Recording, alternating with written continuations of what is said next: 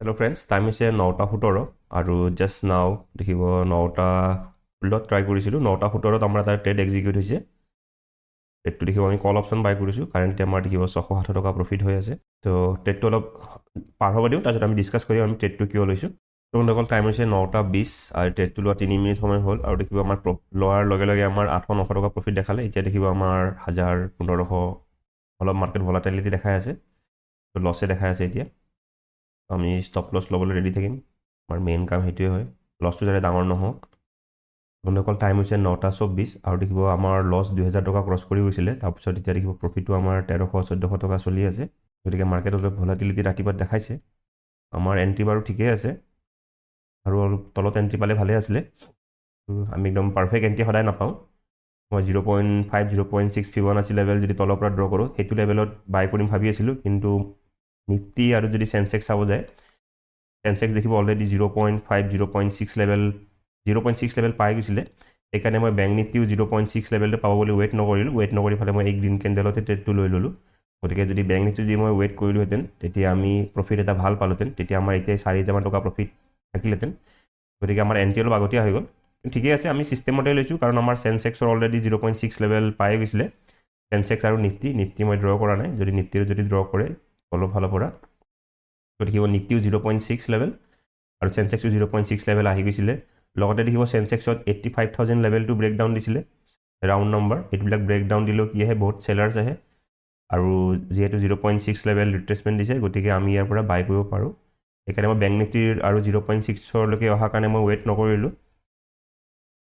ঠিক আছে বন্ধুসকল, এতিয়া বেংক নিফটিয়ে যদি এই ক্লজিং প্ৰাইজৰ ব্ৰেকআউট দিয়ে, কাৰণ কালি দেখিব মাৰ্কেট ক্লজিং প্ৰাইজৰ ব্ৰেকআউট দিয়ে মাৰ্কেট ৰিভাৰ্চেল দিলে। গতিকে আজি আমি এক্সপেক্টেশ্যন ৰাখিম যে মাৰ্কেট ক্লজিং প্ৰাইজৰ ব্ৰেকআউট দি ওপৰলৈকে যাব আৰু মাৰ্কেট যদি ভাল বুলিছনেছ দেখায়, তেতিয়াহ'লে এই 59,000 লেভেলটো ব্ৰেক আউট কৰিব পাৰে। গতিকে আমাৰ ইমান টাৰ্গেট নাথাকে। আমাৰ যিটো ডে হাই যদি ব্ৰেকআউট কৰি দিয়ে বা যিটো ক্লজিং প্ৰাইজৰ ওপৰত যদি মাৰ্কেট গুচি যায় বা এই লেভেলটো যদি আমি ড্ৰ কৰি থওঁ, এইখিনি লেভেলো যদি পাৰ হৈ যায় মাৰ্কেট, তেতিয়া আমাৰ টাৰ্গেট হিট হোৱাৰ চান্সেছ আছে। কাৰণ এতিয়া আমাৰ ভালে প্ৰফিট চলি আছে, দেখিব 2022 টকা 2300 টকা প্ৰফিট চলি আছে। আৰু আমাক মৰ্ণিং হাফতে মমেণ্টাম এটা পালে ভাল, তেতিয়া প্ৰিমিয়াম ডিকেৰো কণ্ডিশ্যন ইমান নাহে। কিন্তু মাৰ্কেট যদি আকৌ চাইডৱেজ হৈ যায়, তেতিয়া এই প্ৰিমিয়ামবিলাকে পটককৈ ডিকে হৈ যায়, তেতিয়া ট্ৰেড কৰিবলৈ দিগদাৰ হয়। দেখিব আমাৰ 2700-2800 টকা প্ৰফিট চলি আছে। ত' ৱেইট কৰোঁ কি হয়। তো আমাৰ যদি টাৰ্গেট হিট হয়, আমি এটালত ওলাব ট্ৰাই কৰিম আৰু এটালত আমি অলপ বেছি প্ৰফিটত, ধৰি লওক যদি মাৰ্কেট মমেণ্টাম থাকে, আমি হয়তো 59,500 লেভেলটোলৈকে ৱেইট কৰিব পাৰোঁ।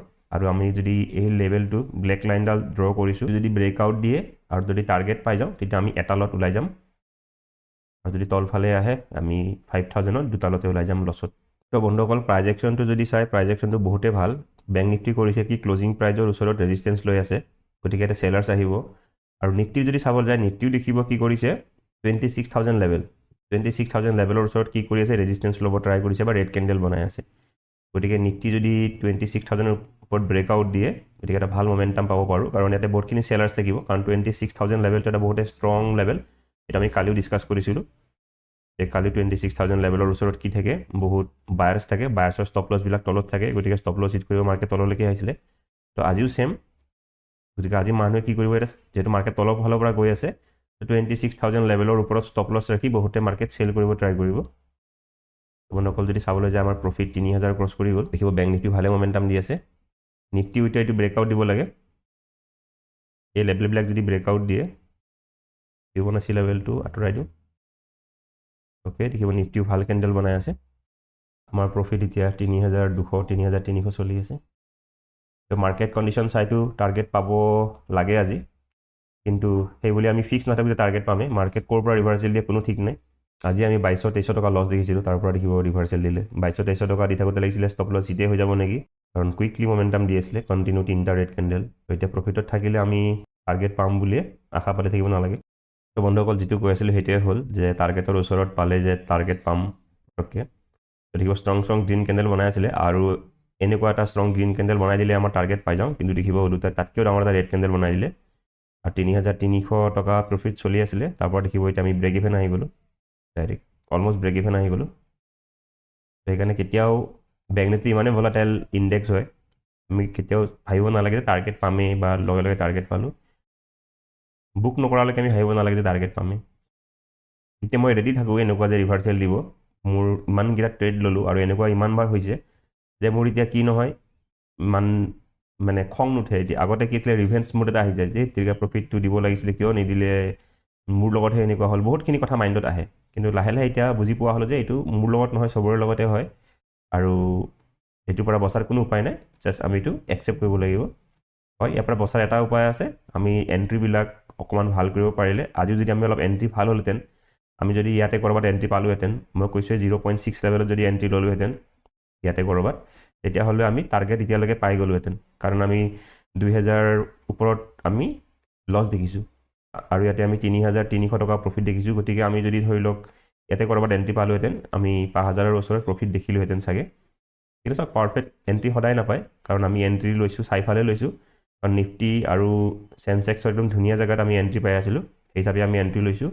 আৰু এতিয়া যদি মাৰ্কেট কণ্ডিশ্যন চাই বহুত ধুনীয়া হৈ আছে, যিটো কি ডে হাই হৈ গ'ল আমাৰ কালিৰ ডে হাই, চেনচেক্সৰ ডে হাই নহয়, এটা চুইং হাই।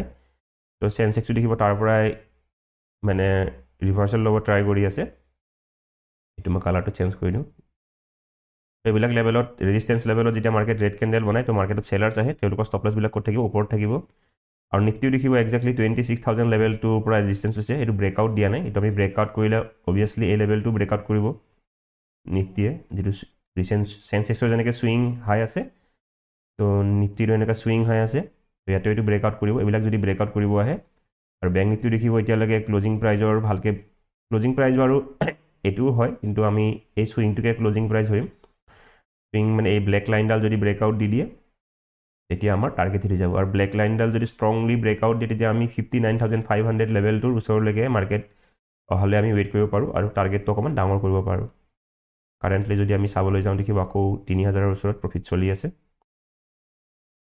এতিয়ালৈকে বাৰু প্ৰিমিয়াম ভালে স্পাইক কৰি আছে, এনেকুৱা হোৱা নাই যে বহুত বেছিকৈ ডিকে হৈছে।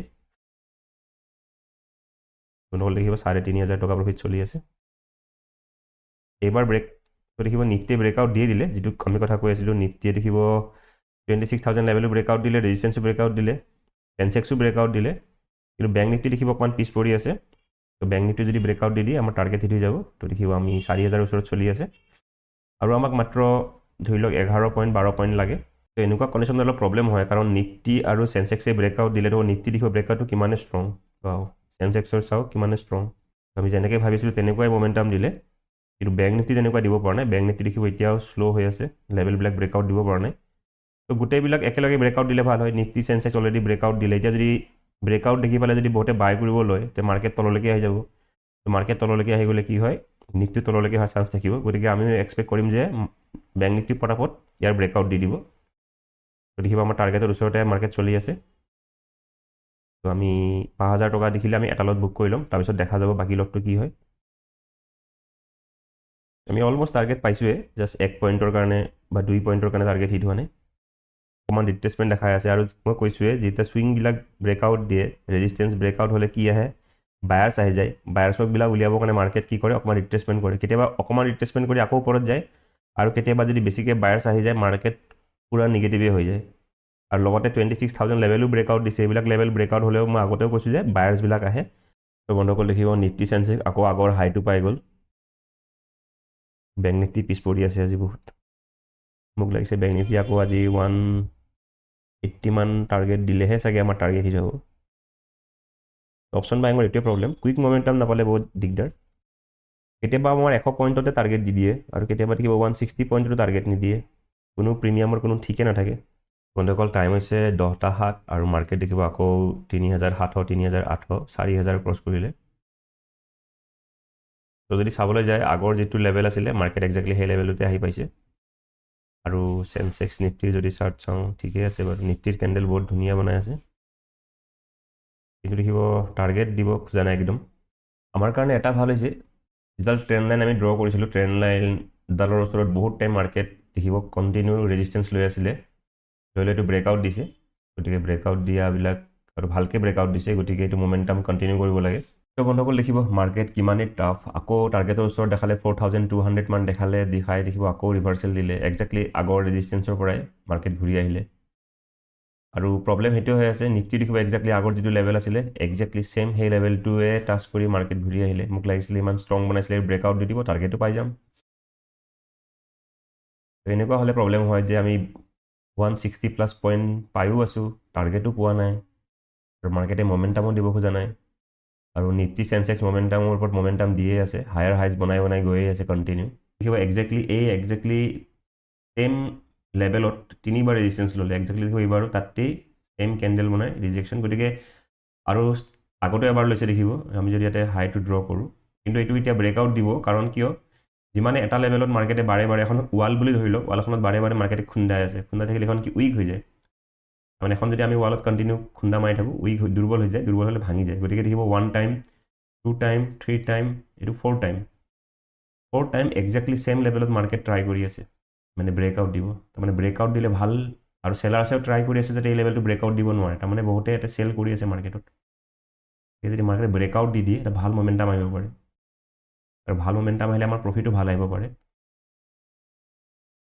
দেখিব চেলাৰ্ছেও কিমান ট্ৰাই কৰি আছে এক্সেক্টলি ছেম লেভেলত এক্সেক্টলি মানে 1 পইণ্টটো ইফাল নাই তাৰ পৰা মাৰ্কেট আকৌ ৰিভাৰ্চেল দি আছে ৰিভাৰ্চেলটো দিব নালাগে বাৰু ফাইনেলি ব্ৰেকআউট দিব লাগে কাৰণ দিয়াৰ ৰিজন আছে কিহৰ কাৰণে মাৰ্কেটো দেখিব এতিয়া কণ্টিনিউ হায়াৰ হাইজে বনাই গৈছে বেংক নিফটিও এনেকৈ যদি চাবলৈ যায় তাৰমানে ইয়াতে হাই আছিলে হায়াৰ হাই তাৰমানে বায়াৰ্ছবিলাক ষ্ট্ৰং হৈ গৈ আছে হয়নে বায়াৰ্ছবিলাকে মানে কি কৰিছে এইখিনি ইয়াৰ পৰা বায়াৰ্ছে পুছ কৰিছে মাৰ্কেট চেলাৰ্ছে তলত আনিছে বায়াৰ্ছে কি কৰিলে আগৰ লেভেলটো ডিফেণ্ড কৰিলে আগৰ লেভেলটোলৈকে আহিব নিদিলে আকৌ ইয়াৰ পৰাই মাৰ্কেট উঠাই লৈ গ'ল আকৌ দেখিব হাই তাৰমানে বায়াৰ্ছবিলাক লাহে লাহে ষ্ট্ৰং হৈ গৈ আছে গতিকে বায়াৰ যিটো ষ্ট্ৰং হৈ গৈ আছে চেলাৰ্ছেও ফাইনেল ট্ৰায়েল দি আছে আৰু এইটো হোল্ড কৰিবৰ কাৰণে তেওঁলোকৰ ডিফেন্সটো কিন্তু মোক লাগিছে ব্ৰেকআউট দি দিব আৰু ব্ৰেকআউট দিলে 59,500 লেভেললৈকে আহি যাব পাৰে ছাডেনলি যদি ষ্টপ লছ ভালেখিনি ষ্টপ লছ পাই যায় তাৰমানে কি থাকিব আপুনি যদি যুদ্ধৰ ফালৰ পৰা ভাবে আৰু ইয়াতে মানে সৈন্য সামন্তখিনি আছে সৈন্য সামন্তখিনি ট্ৰাই কৰি আছে সৈন্য সামন্ত আছে ইয়াতে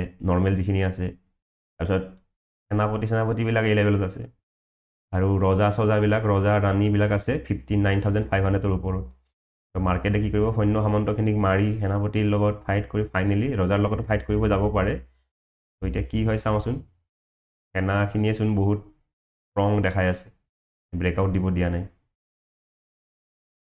ৰজাও বাৰু টেনশ্যনত আছে এতিয়া 59,500ৰ ওপৰত তাৰমানে এইখন হৈ গ'ল ৱাল ৰাজ্যৰ ৱাল আৰু এইখন হৈ গ'ল ৰজাৰ ধৰক মানে এইটো কি কয় মেহেলত ৰজা আছে আৰু সৈন্য সামন্তৰ এইটো ডিফেন্স লাইন ব্লেক লাইনডাল ডিফেন্স লাইন ব্ৰেক কৰিব লাগে আমাক আমি ট্ৰাই কৰি আছোঁ বহুতবাৰ মানে বায়াৰ্ছখিনিও এৰি দিয়া নাই বায়াৰ্ছখিনিক ধৰক ইয়াতে মাৰি কাটি পঠাই দিয়ে আকৌ বায়াৰ্ছখিনি আকৌ গৈছে আকৌ মাৰি কাটি পঠাই দিছে আকৌ গৈ আছে বায়াৰ্ছখিনিও মানে কি হাৰ মনা নাই বায়াৰ্ছখিনিয়ে কেতিয়া হাৰ মানিলেহেঁতেন বোলে মাৰ্কেট গ'ল বেছি তললৈকে আহি গ'ল এতিয়া আৰু চান্সেছ কম থাকিলেহেঁতেন ওপৰত যোৱা কাৰণ মাৰ্কেট কি কৰিছে বায়াৰ্ছখিনিয়ে কণ্টিনিউ হায়াৰ হাইজ বনাই গৈ আছে গতিকে সেইফালৰ পৰা কনফিডেঞ্চটো আছে যে ব্ৰেকআউট দিব আৰু এতিয়া বহুত টাইম যিটো হোল্ড কৰিছে ব্ৰেকআউটটো ষ্ট্ৰং ব্ৰেকআউট হ'ব পাৰে আৰু প্ৰফিটটো দেখিব আমাৰ 4,500 4,600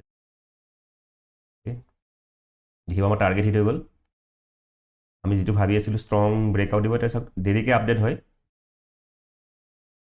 ষ্ট্ৰং ব্ৰেকআউট দিলে সৈন্য সামন্তখিনিক একে দিয়ে মই এটা লগত বুক কৰি দিওঁ বন্ধুসকল আমি এটা লগত বুক কৰি ল'লোঁ কাৰণ বহুত কষ্টৰ মূৰত প্ৰফিটখিনি পাইছোঁ আৰু এটা লগত হোল্ড কৰিম এতিয়া কাৰণ প্ৰিমিয়ামো যিহেতু ইমান বঢ়া নাছিলে গতিকে আমি অলপ ৱেইট কৰিম দেখিব আমি যিটো এক্সপেক্ট কৰি আছিলোঁ ষ্ট্ৰং ব্ৰেকআউট দিব তো ব্ৰেকআউট দিলে ফাইনেলি দেখিব কণ্টিনিউ কৰি ৰজা ৰাণীক যদি হেৰি কৰিব যায় মানে মাৰিব যায় তেতিয়াহ'লে ভাল মমেণ্টাম পাম আমি তাৰলৈকে ৱেইট নকৰোঁ যিটো আমাৰ টাৰ্গেট পাই গৈছোঁ আমি অলপ ওলাই যাবলৈ 6,000ৰ ওপৰত আমি ওলাই যাবলৈ ট্ৰাই কৰিম বন্ধুসকল দেখিব একদম 59,500 লেভেলটোৰ ওচৰৰ পৰা ৰেজিষ্টেঞ্চ লৈছে এইটো ব্ৰেকআউট হ'লে আমি টাৰ্গেট পাই যাম মাৰ্কেট ব্ৰেকআউট দিলে আকৌ ৰিভাৰ্চেল দিয়াৰ চান্স থাকিব কাৰণ তেতিয়া আকৌ যিবিলাক বায়াৰ আছে বাইং কৰিম বুলি ভয় কৰি আছিলে মাৰ্কেটত কাৰণ কালি মাৰ্কেট নিগেটিভ আছিলে তেওঁলোকে এইবিলাক লেভেল ব্ৰেকআউট দিলেহে বাইং কৰিব ভাবে যে অ'কে মাৰ্কেট ফাইনেলি 59,500 ব্ৰেক কৰিলে বুলিছ হ'ব বন্ধুসকল দেখিব প্ৰিমিয়াম তেনেকৈ বঢ়া নাই ইয়াতে ব্ৰেকআউট অলমষ্ট দিব হৈছে তো দেখিব ব্ৰেকআউটৰ নিচিনাই হৈছে কিন্তু প্ৰিমিয়াম বঢ়া নাই কাৰণ দেখিব ইয়াতে হায়াৰ হাইজ বনাই আছে কিন্তু প্ৰিমিয়াম দেখিব একদম এক জেগাতে ৰৈ আছে গতিকে মই 965ত দিছোঁ 965 চাগে এতিয়া হিট নহ'ব এনেকুৱা কণ্ডিশ্যন হৈ আছে আগৰ হাই আছিলে চুইং হাই আছিলে এইটো আৰু প্ৰিমিয়াম হ'ব ইয়াতে ব্ৰেকআউটো দিলে দিব বন্ধ হৈ গ'ল গতিকে আমি এতিয়া ওলাই যাবই লাগিব আৰু ইয়াতে বেছি ৰৈ থাকি কাম নাই কাৰণ প্ৰিমিয়াম বাঢ়িব খোজা নাই যেতিয়া আমি ইয়াৰ পৰা মেনুৱেলি ওলাই যাওঁ ঠিক আছে বন্ধুসকল আমি মেনুৱেলি এক্সিট কৰিলোঁ কাৰণ আমাৰ যিটো টাৰ্গেট আছিলে আমাৰ টাৰ্গেটটো আছিলে এই ব্লেক লাইনডাল ব্ৰেকআউট দিয়া কিন্তু আমি দেখিব ফাইনেলি বহুত হাই মানে টাৰ্গেট পালোঁ বেংক নিফটি চাৰ্টত আমাৰ 59,500 লেভেলটো আমাৰ ছেকেণ্ড টাৰ্গেট আছিলে এইটো লেভেলো পালোঁ কিন্তু প্ৰিমিয়াম ইমান এক্সট্ৰিমলি বঢ়া নাই তথাপি আমি প্ৰিমিয়াম ভালেখিনি বুক কৰিলোঁ যদি আমি প্ৰফিট চাবলৈ যাওঁ 6,200 বুক কৰিলোঁ আমি এনে প্ৰিমিয়াম যদি চাবলৈ যাওঁ প্ৰিমিয়াম আমি দেখিছোঁ প্ৰিমিয়াম আমি 100 পইণ্ট প্ৰিমিয়াম দেখিছোঁ অৱশ্যে আমি এটা lot আগতে উলিয়াই দিলোঁ নহ'লে দুটা lot হোল্ড কৰা হয় আমি 7,000 পালোঁহেঁতেন কিন্তু প্ৰিমিয়াম যিহেতু বঢ়া নাই দেখিব আমি